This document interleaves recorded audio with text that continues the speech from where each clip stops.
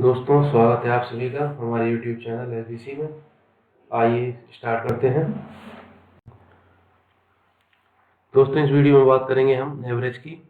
दोस्तों, पिछली लास्ट की 2 वीडियोस थी हमारी, उसमें हमने एवरेज चैप्टर्स की बात की थी। जो वीडियो 1 था हमारा, उसमें हमने कुछ बेसिक्स क्वेश्चन किए थे, और जो वीडियो 2 था हमारा, उसमें हमने मॉडरेट लेवल के क्वेश्चन करे थे, जो कि आपके टायर 1 एग्ज़ाम या फिर सी एनटीपीसी एग्ज़ाम, क्लर्क प्री, जो आपका आईबीपीएस क्लर्क एग्ज़ाम होता है, उसमें पूछे जाते हैं। तो आज जो वीडियो है उसमें हम बात करेंगे एवरेज के 3rd पार्ट का वीडियो है हमारा, जिसमें हम थोड़े से एडवांस लेवल के क्वेश्चन की बात करेंगे, जिसमें आपके सीजीएल टायर 2 में भी इससे क्वेश्चन पूछे जाते हैं इस टाइप के। तो आइए स्टार्ट करते हैं वीडियो को। दोस्तों, ये हमारा पहला क्वेश्चन है। इसमें हम बात करेंगे सबसे पहले, यदि 4 प्रेक्षणों का औसत 20 है और उसमें से प्रत्येक में एक अचर यानी वेरिएबल c जोड़ दिया जाए तो उनका औसत 22 हो जाता है।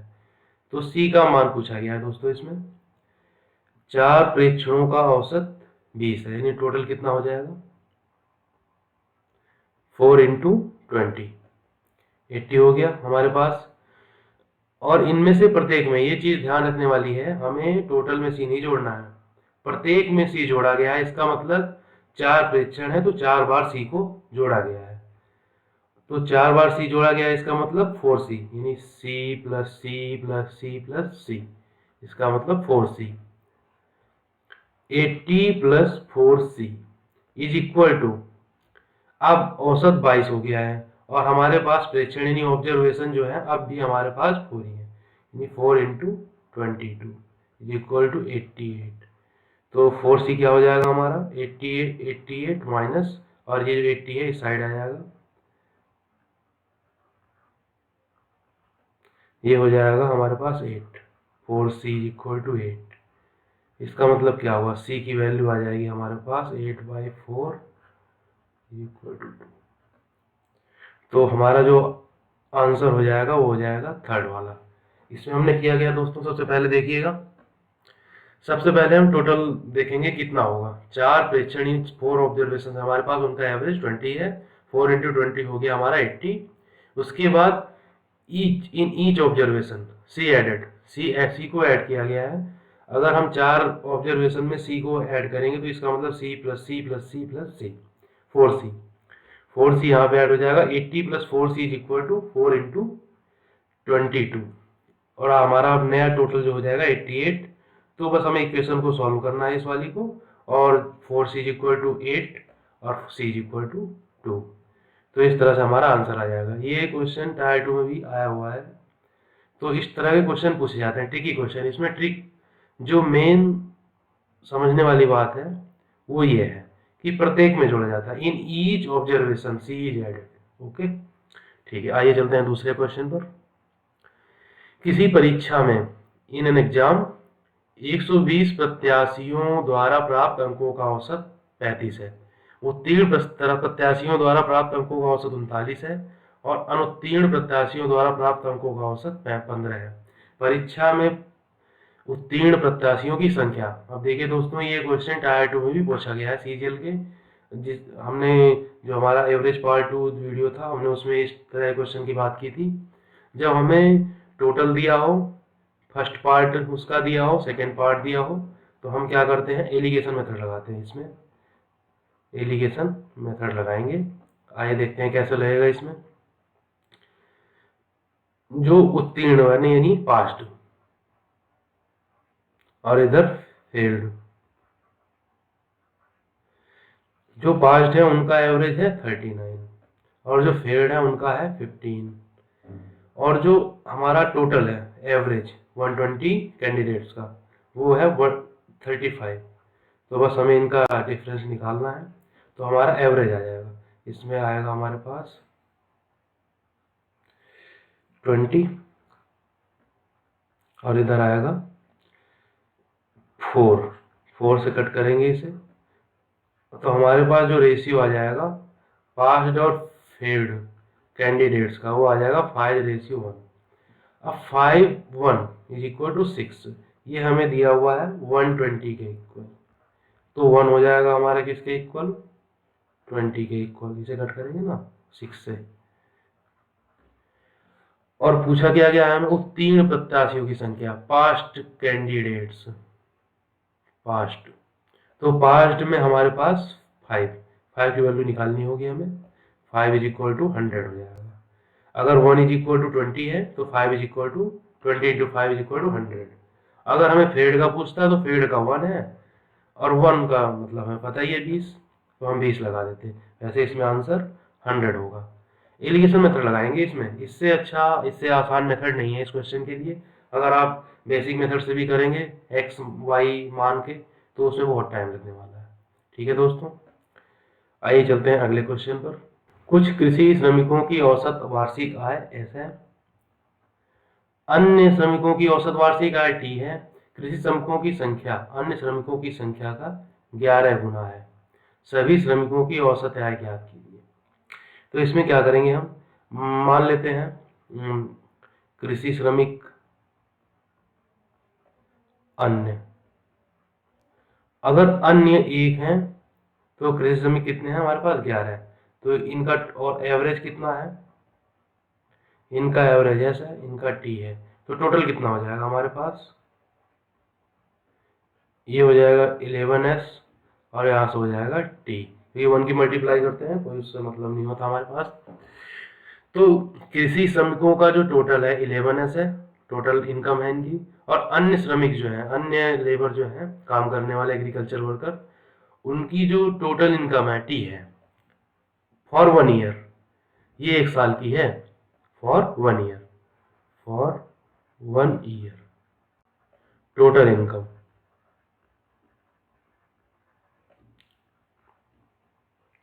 (11s + T).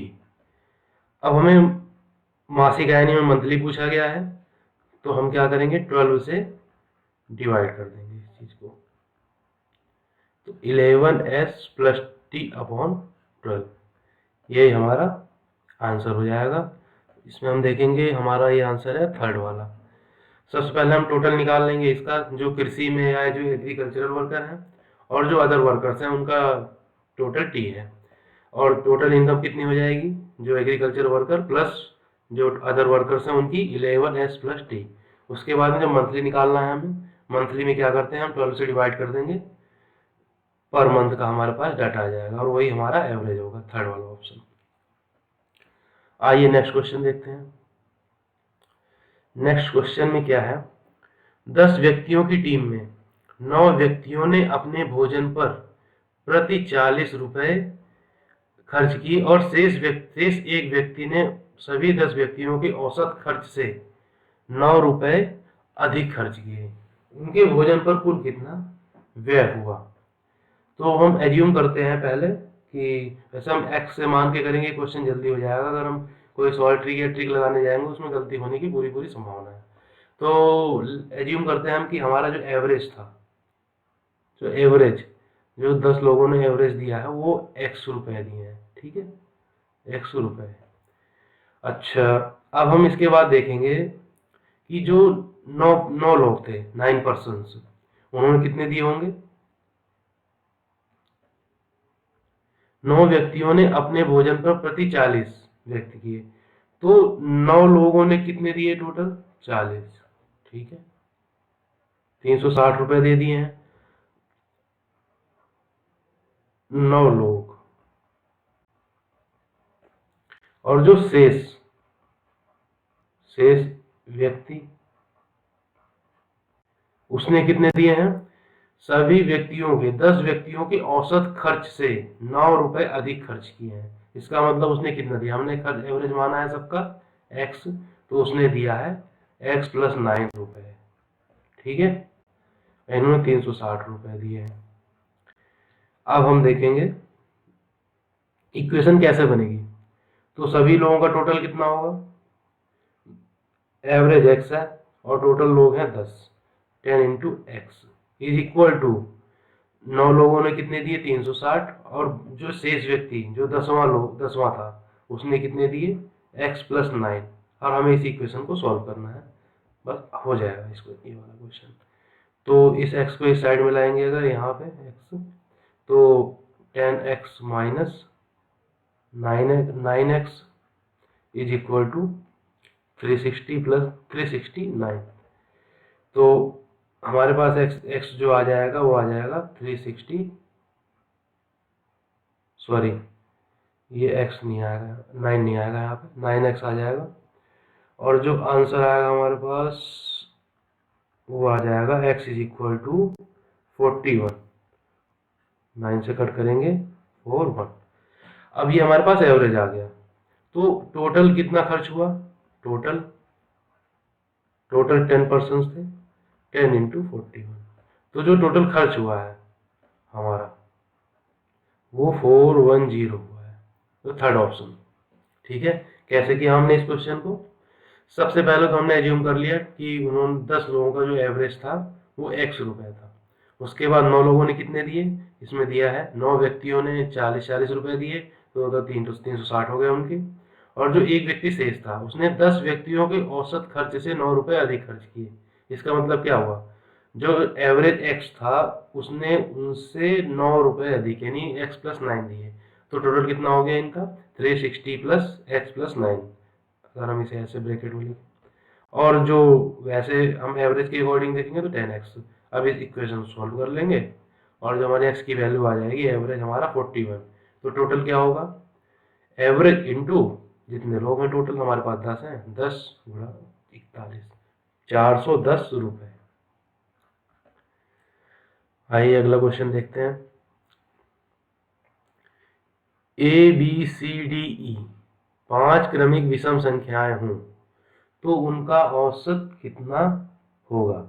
ठीक है, तो 5 क्रमिक संख्याएं एज्यूम करते हैं हम, पहली हमारी जो क्रमिक संख्या पहली हमारी संख्या है वो x है, तो दूसरी कितनी हो जाएगी x प्लस 2, क्योंकि दो क्रमिक संख्याओं के बीच में 2 का डिफरेंस होता है, जैसे 1 3 5 7 9, ये क्रमिक संख्या है हमारी इन अ सीरीज।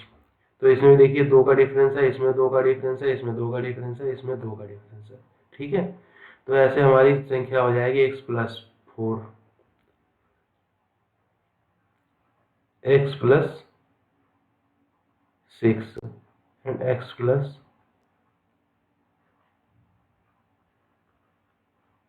8। ठीक है, और उनका एवरेज पूछा गया है। ये हमारी संख्याएं हैं, ये a है, ये b है, ये c d और ये e है। अगर हम पांचों को ऐड करके और 5 से डिवाइड करेंगे तो हमारा जो है एवरेज आ जाएगा। ठीक है, अब देखते हैं क्या क्या आता है। x plus 2 plus x plus 4 plus x plus 6 plus x plus 8 upon में 5, क्योंकि नंबर्स हमारे पास 5 ही है। 1 2 3 4 5 यानी आ गया 5x प्लस 2 4 6 6 12 8 20 अपॉन 5। तो ये हो जाएगा 5 अगर हम कॉमन लेंगे इसमें से, x plus 4 upon 5, 5 cancel, x plus 4। अब इसमें जो हमें आंसर दिए हुए हैं ए बी सी डी में दिए हुए हैं चारों आंसर, हम यहाँ देखेंगे कि x प्लस 4 किसकी वैल्यू है। x प्लस 4 जो है हमारी वो c की वैल्यू है, लेकिन c तो ऑप्शन में दिया नहीं है। यहाँ पे x दिया हुआ है a, तो यानी ये आंसर क्या हो जाएगा a प्लस 4, और हमारा ऑप्शन हो जाएगा लास्ट वाला।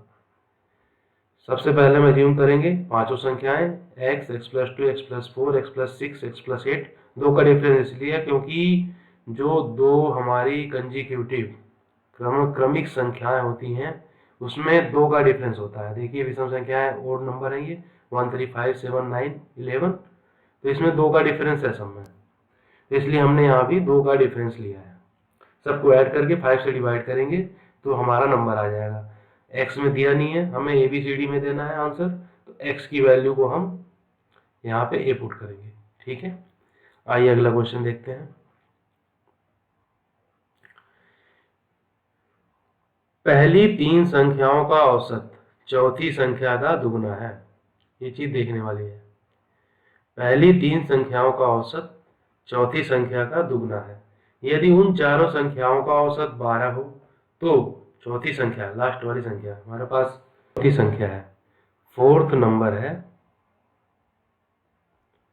वो ए है। ठीक है।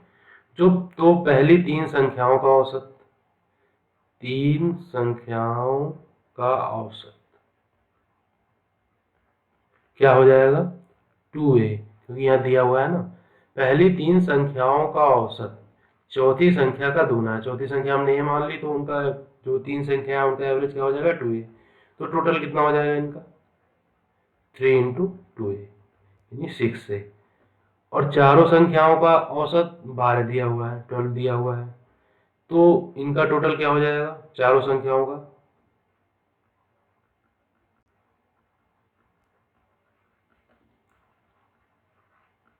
12 इंटू 4 यानी 48। तो हम अगर तीन संख्याओं का टोटल ये है और फोर्थ ये है, यानी 6a प्लस a, तो ये कितने इक्वल होगा? 48 के। और 7a is equal to 48, a की वैल्यू आ जाएगी हमारे पास 48/7, और यही हमसे पूछा गया है, चौथी संख्या पूछी गई है। फोर्थ नंबर मान लिया हमने ये है। तीन संख्याओं का एवरेज 2a, तो उनका टोटल क्या हो जाएगा? 3 into 2 is equal to 6a, और 6a plus a is equal to 48। Total चार संख्याओं का टोटल, क्योंकि चारों संख्याओं का एवरेज हमें दिया हुआ है, तो हम चारों संख्याओं का टोटल निकाल सकते हैं। 12 इंटू 4 इज इक्वल टू 48, वो वैल्यू हम यहाँ पुट करेंगे। 6a plus a is equal to 48, 7a is equal to 48, तो a की वैल्यू हो जाएगी हमारे पास 48/7। आइए नेक्स्ट क्वेश्चन देखते हैं। ये इंपॉर्टेंट क्वेश्चन है।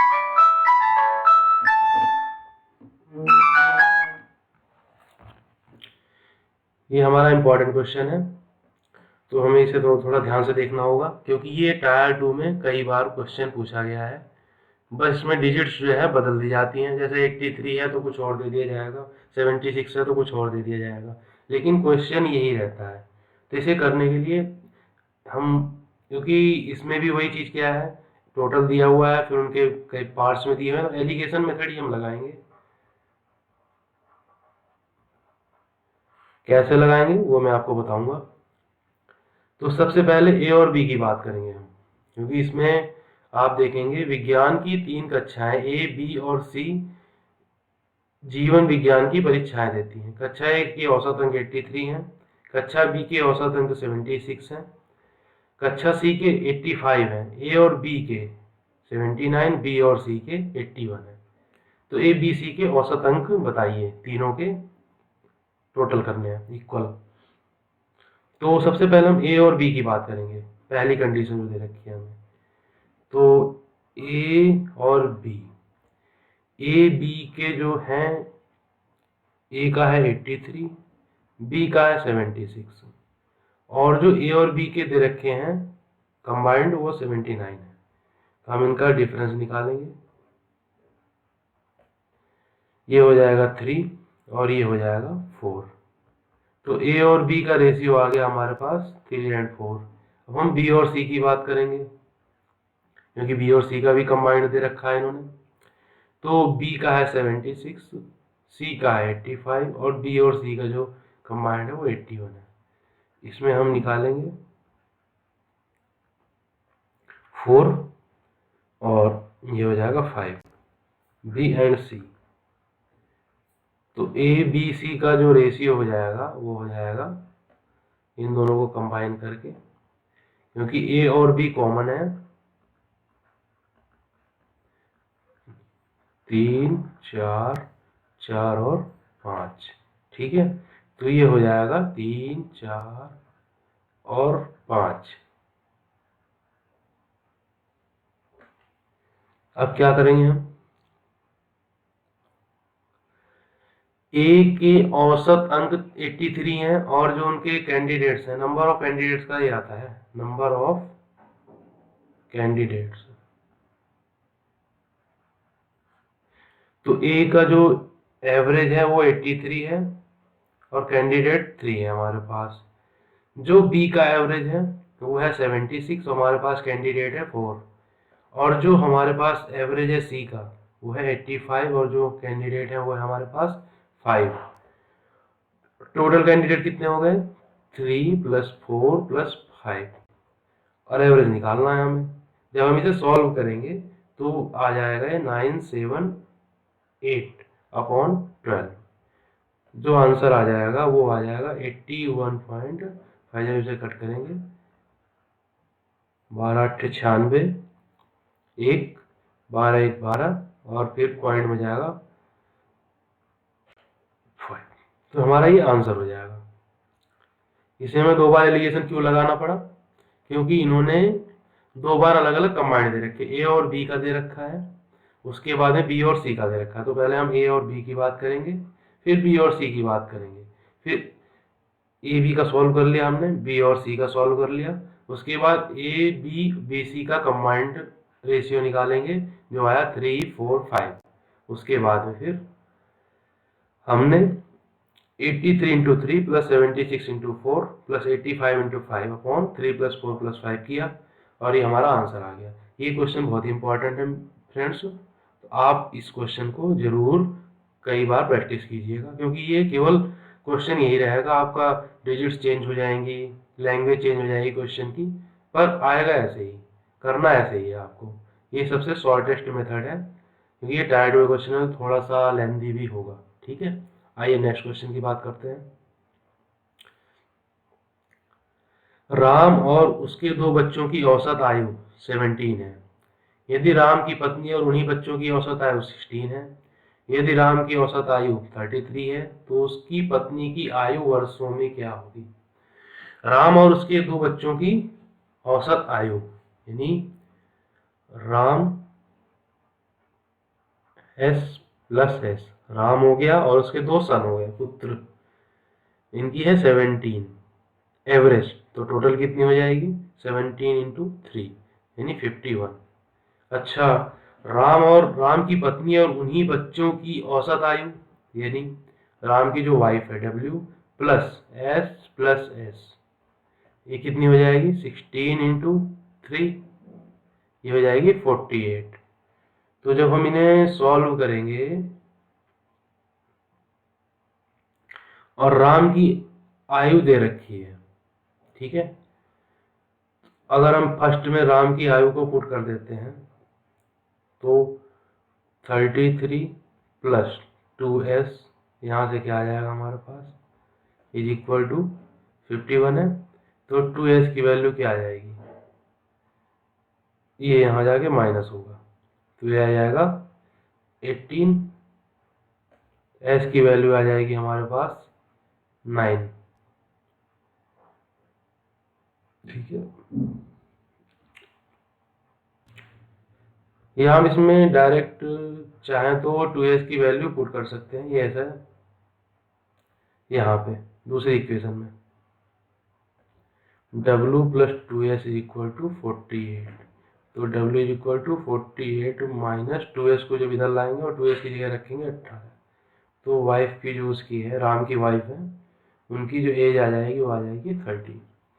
सिंपल सा क्वेश्चन है दोस्तों, पर ये टायर 2 में पूछा हुआ है, क्योंकि इसमें एक्चुअली टायर 2 में क्या होता है, होते क्वेश्चन बेसिक ही हैं, बस उनको थोड़ा सा एडवांस बना दिया जाता है, 2 स्टेप 3 स्टेप दे करके। इसमें 2 स्टेप दे रखे हैं, राम और उसके बच्चों की दे दी आपके लिए, फिर राम की पत्नी और उन्हीं बच्चों की दे दी, फिर उसकी पत्नी की आयु पूछ ली। तो पहली इक्वेशन बनेगी हमारी Ram + 2s, W + 2s second equation, और दोनों को जब सॉल्व करेंगे तो ये आ जाएगा हमारा। आइए चलते हैं अगले क्वेश्चन पर। 3 संख्याएं इस प्रकार है कि दूसरी संख्या पहली संख्या से दुगनी है और तीसरी संख्या से 3 गुनी है। तो दोस्तों ऐसे हम इसे x मान के भी कर सकते हैं, थोड़ा सा बड़ा होगा, लेंथी होगा प्रोसेस, तो हम इसे रेशियो की हेल्प से करेंगे इस क्वेश्चन को। देखिए कैसे करेंगे इस क्वेश्चन को। मान लीजिए 3 संख्याएं हमारे पास A B C, दूसरी संख्या पहली संख्या से दुगनी है और तीसरी संख्या से 3 गुनी है। तो हम सबसे पहले तीसरी संख्या को मान लेते हैं कि ये 2 है,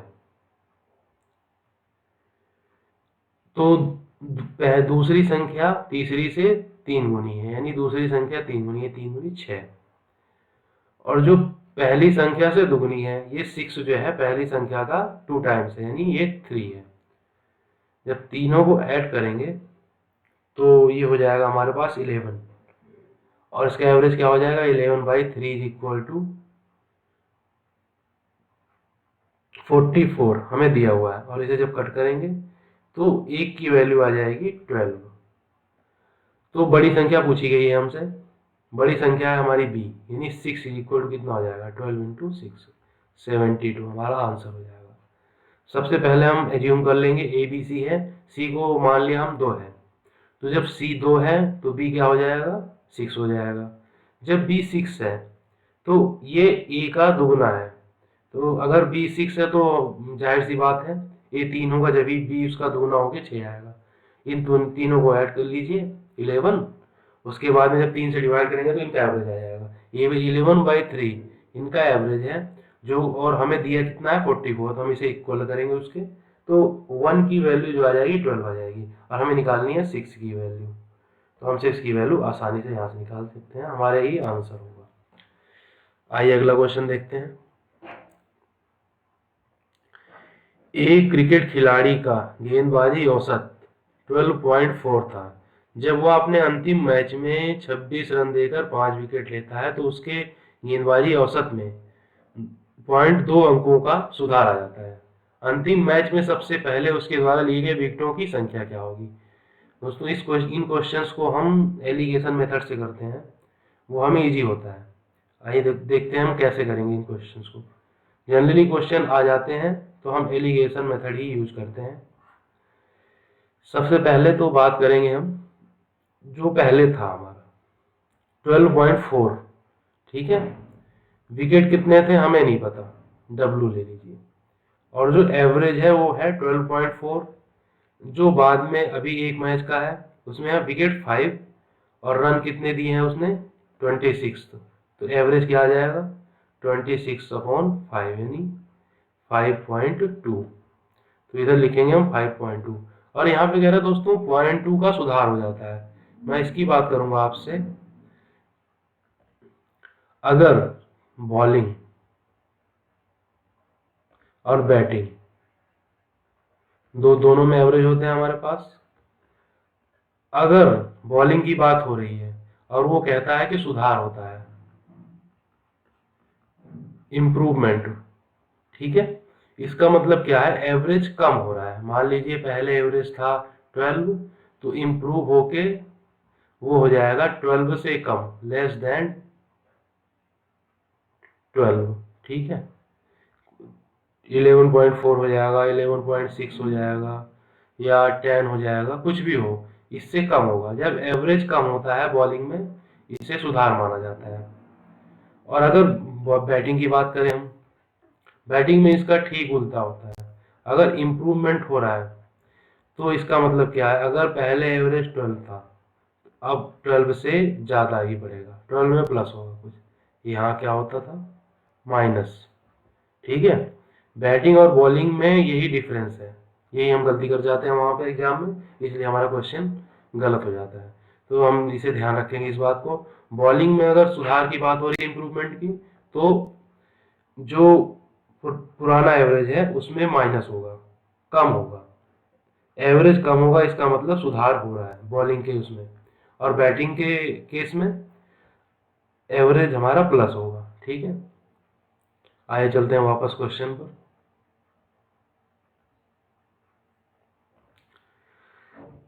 अब इसने कहा है सुधार हो जाता है, 12.4 था, 0.2 का सुधार हो गया, यानी 12.4 माइनस 0.2, 12.2।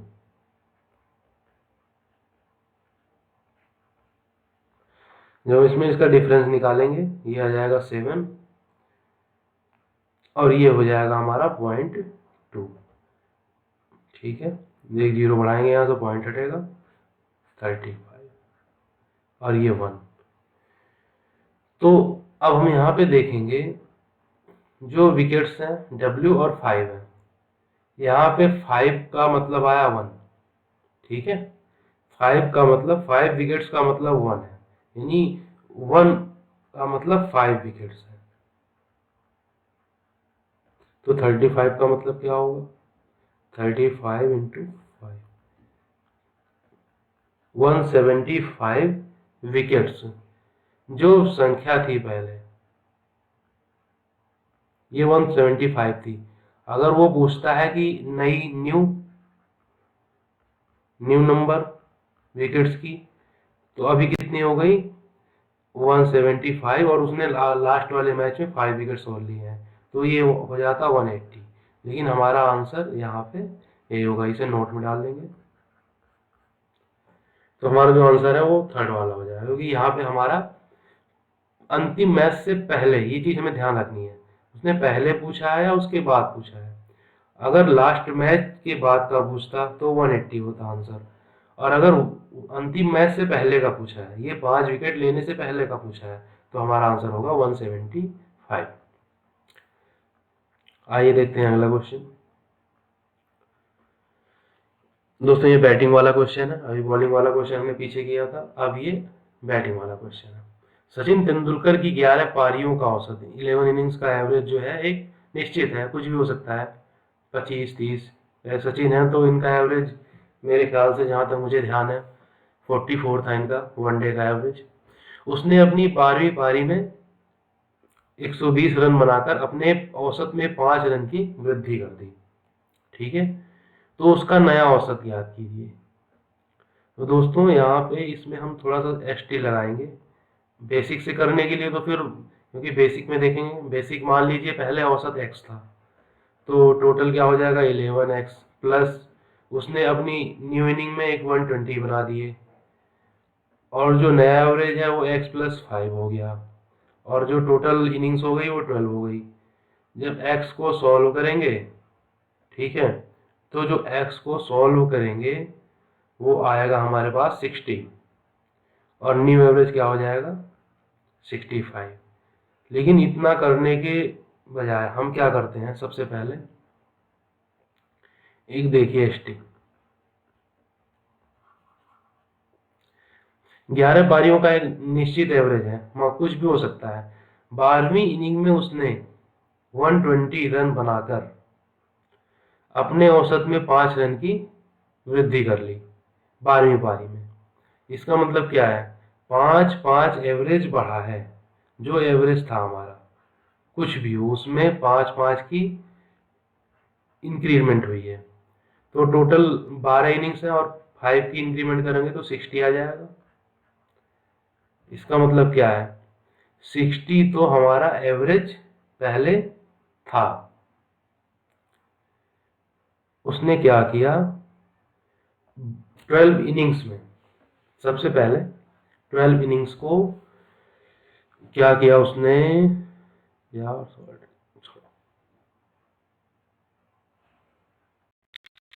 आइए चलते हैं नेक्स्ट क्वेश्चन पर।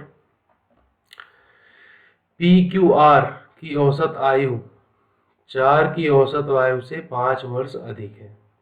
यदि पी और क्यू की औसत आयु मिलाकर 39 ईयर्स, तो आर की औसत आयु बताइए। पी क्यू आर की औसत आयु आर से 5 वर्ष अधिक है, ठीक है।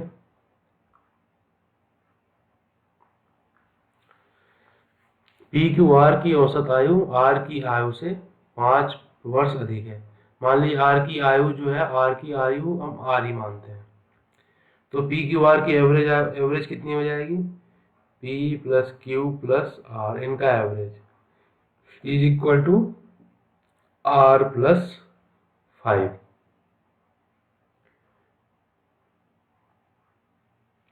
और पी की आयु पूरा हमें दे रखी है 39 plus R is equal to 3 की मल्टीप्लाई इस साइड में कर देंगे, 3r प्लस 15, आर इधर जाएगा और 15 इधर आएगा, 2r इज इक्वल टू 24।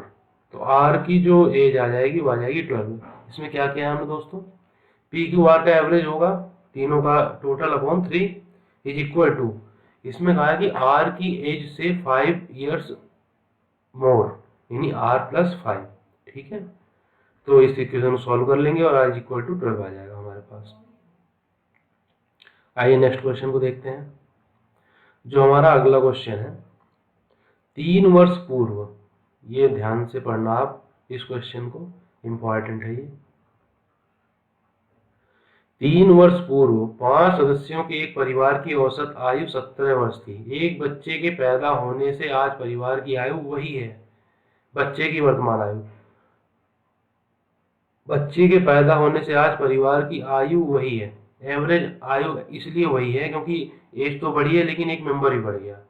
तो जब हम एवरेज निकालते हैं तो जो डिवाइड करते हैं टोटल नंबर ऑफ मेंबर से, उसकी वजह से एवरेज आज तक वही है। अभी हम देखिए कैसे करेंगे इस क्वेश्चन को। 5 सदस्यों के एक परिवार की औसत आयु, मान लीजिए ये है प्रेजेंट, 3 इयर्स एगो, तो 17 थी और 5 लोग थे, तो टोटल कितनी एज थी उनकी, 85। और 3 साल बाद अभी कितनी है, एक बच्चे के पैदा होने से आज परिवार की आयु वही है, टोटल तो वही है। ठीक है, टोटल तो सॉरी टोटल नहीं, एवरेज तो आज भी 17 है, पर एक जो मेंबर है वो बढ़ गया है हमारा।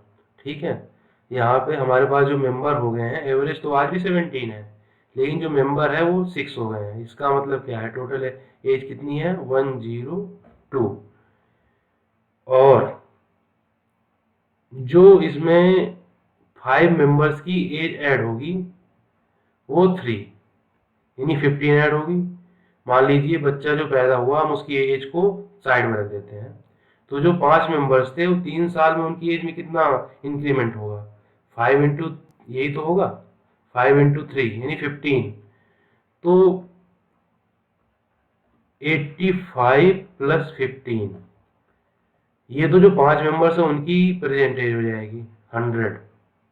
जब इसमें 100 माइनस करेंगे तो 2, ये जो है बच्चे की एज आएगी, चाइल्ड जो है बेबी है उसकी एज 2 आ जाएगी। कैसे किया हमने, थोड़ा ट्रिकी क्वेश्चन है, आया हुआ टायर 2 क्वेश्चन है वैसे ही।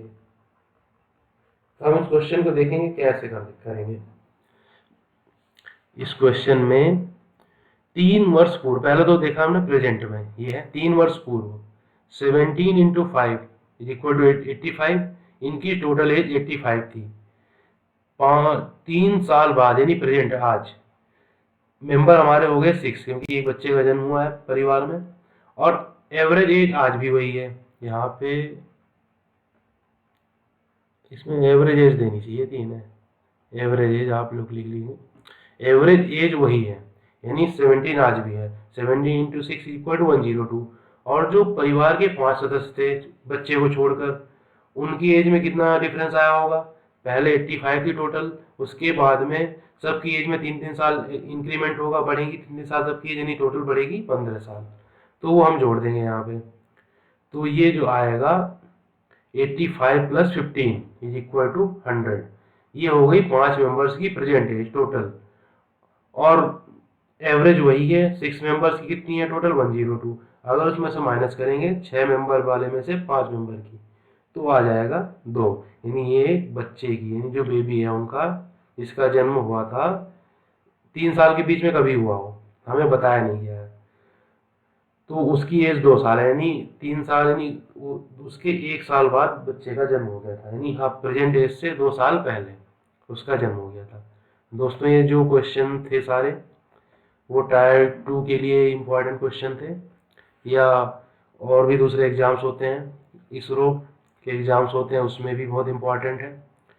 CHSL टायर 1 में भी कभी कभी इस तरह के क्वेश्चन पूछ लिए जाते हैं, या IBPS clerk exam pre exam में ये क्वेश्चन पूछ लिए जाते हैं। तो आप इन क्वेश्चंस को प्रैक्टिस जरूर करिएगा, क्योंकि ये वाले सारे क्वेश्चन आए हुए क्वेश्चन हैं, सारे आपके टायर 2 में या CHSL टायर 1 एग्जाम में आए हुए क्वेश्चन हैं।